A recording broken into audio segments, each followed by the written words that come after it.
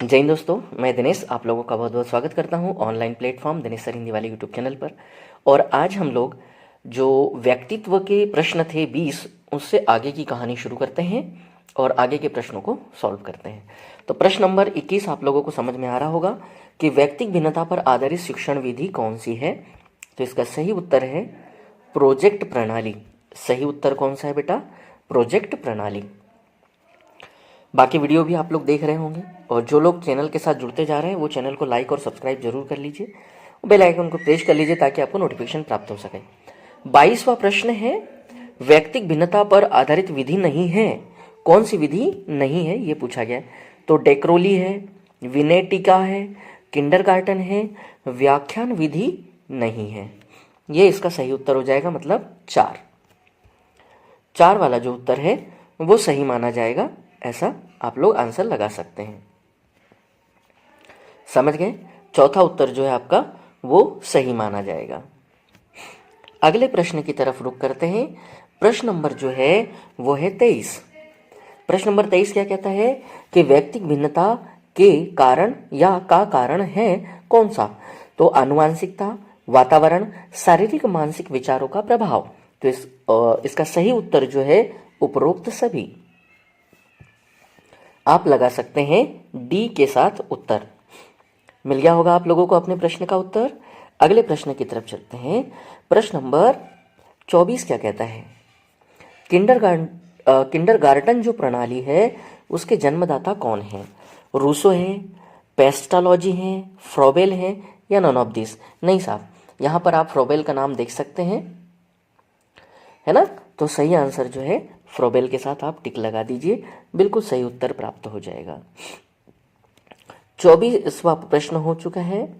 अगला प्रश्न है 25 नंबर का। विनेटिका प्रणाली के जन्मदाता कौन है? बहुत ही महत्वपूर्ण प्रश्न है।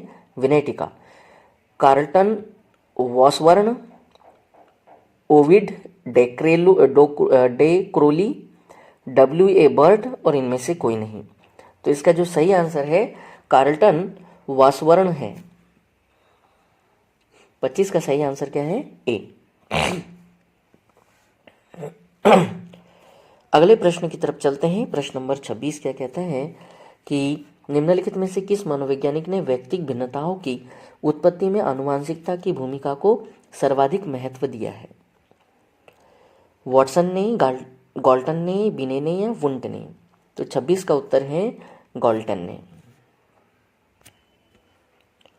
अगला प्रश्न जो है वो है 27वें नंबर का।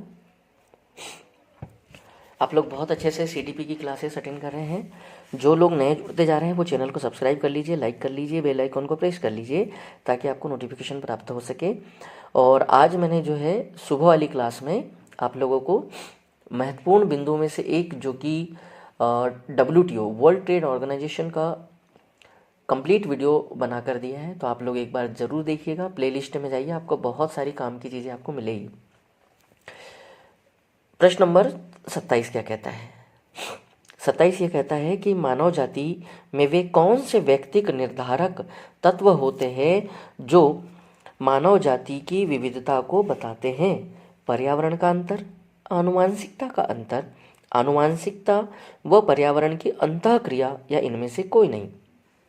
तो 27 का आंसर है दोनों, आनुवांशिकता व पर्यावरण की अंतःक्रिया दोनों हो जाएंगे। आपके पास सी आंसर प्राप्त हो गया। अगले प्रश्न की तरफ चलते हैं। प्रश्न नंबर 28 क्या कहता है? ध्यान से पढ़िएगा और सॉल्व कीजिएगा।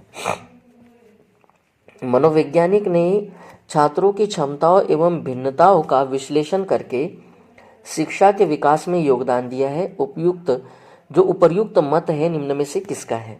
बहुत ही अच्छा प्रश्न है कि मनोविज्ञान ने छात्रों की क्षमताओं एवं भिन्नताओं का विश्लेषण करके शिक्षा के विकास में योगदान दिया है। उपर्युक्त मत निम्न में से किसका है? डेविस का, वॉटसन का, स्टाउर का या स्किनर का? तो 23 का सही उत्तर जो हो जाएगा, 28 का सही उत्तर जो हो जाएगा डेविस। 28 प्रश्न हम लोग सॉल्व कर चुके हैं। आज हम लोग चलेंगे 40वें प्रश्न तक। आपको पता है 800 प्रश्नों की श्रृंखला मुझे करानी है, परंतु मैं घर से आज सुबह सुबह ही आया हूँ तो कल भी क्लास लाइव नहीं ले पाया था।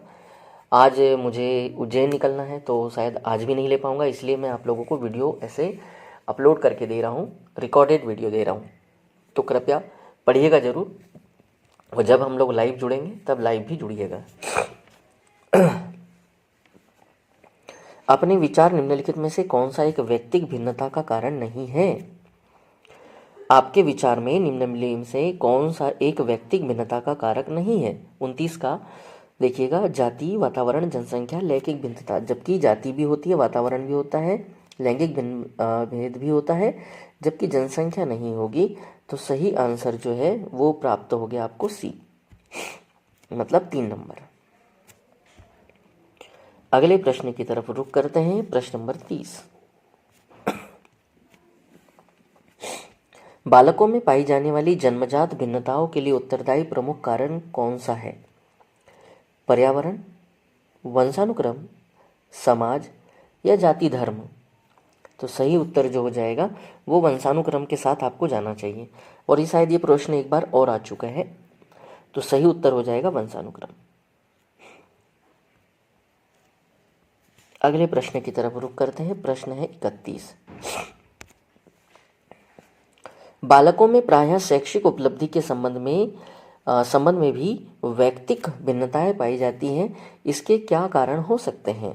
बालकों में प्रायः शैक्षिक उपलब्धि के संबंध में भी वैयक्तिक भिन्नताएं पाई जाती है। इसके क्या कारण हो सकते हैं? रुचि एवं निर्देशन, संवेगात्मक, समस्या एवं आलस्य, बौद्धिक योग्यताएं, पूर्व अनुभव एवं प्रेरणा, और उपर्युक्त सभी। चौथा ऑप्शन जो है, तो सही उत्तर हो जाएगा उपर्युक्त सभी। इन ऐसे बिंदुओं को ध्यान से पढ़ के रखिएगा, काम आते हैं। प्रश्न नंबर 32 क्या कहता है कि एक अध्यापक किसी भी समूह में समुदाय आधारित व्यक्तिगत भिन्नताओं को समझ सकता है। आंखों के संपर्क के आधार पर, बुद्धि के आधार पर, भाषा एवं अभिव्यक्ति के आधार पर, और गृह कार्य के आधार पर। तो एक अध्यापक किसी भी समूह में समुदाय आधारित व्यक्तिगत भिन्नताओं को समझ सकता है। क्या उनके आंखों के आधार पर? आंखों के आधार पर नहीं समझ सकते। क्या बुद्धि के आधार पर? इसके आधार पर भी नहीं हो पाएगा। तो सही हो जाएगा भाषा एवं अभिव्यक्ति के आधार पर। सही उत्तर हो जाएगा सी। अगला प्रश्न है 33वां प्रश्न है कि सफल एवं प्रभावी शिक्षण के लिए आवश्यक है क्या?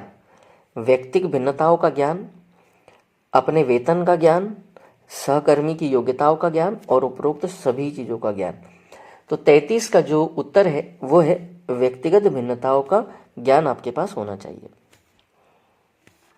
इसका सही आंसर जो है वो है ए।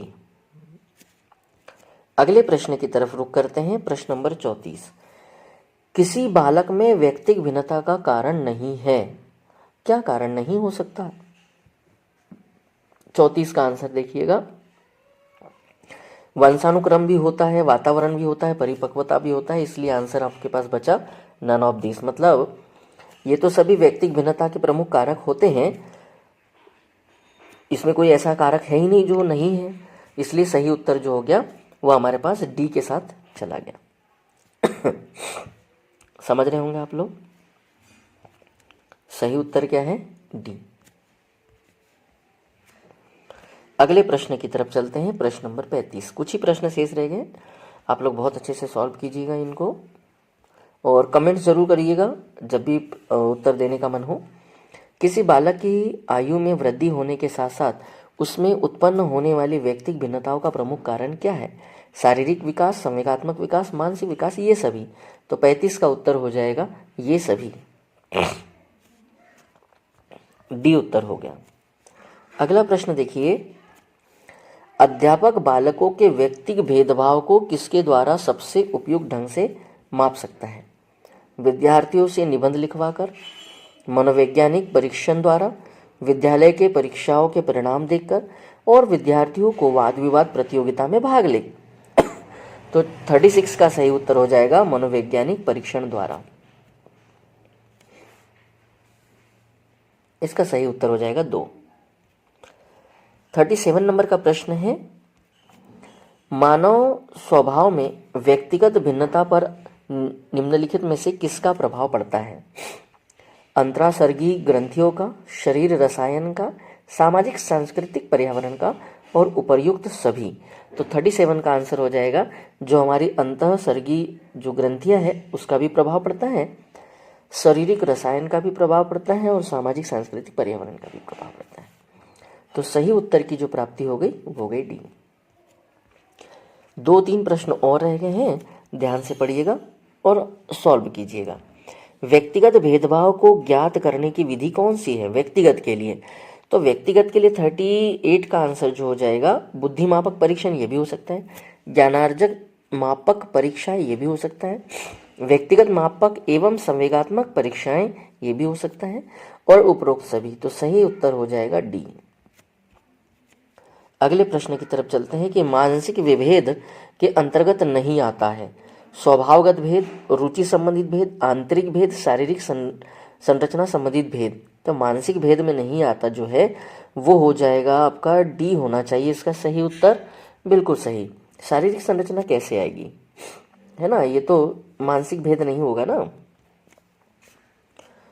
लास्ट प्रश्न है मनो शारीरिक असमानताओं को कहा जाता है क्या? व्यक्तिक समायोजन, भग्नाशा या व्यक्तिगत भिन्नता। तो मनोशारीरिक असमानताओं को कहा जाता है व्यक्तिगत भिन्नता।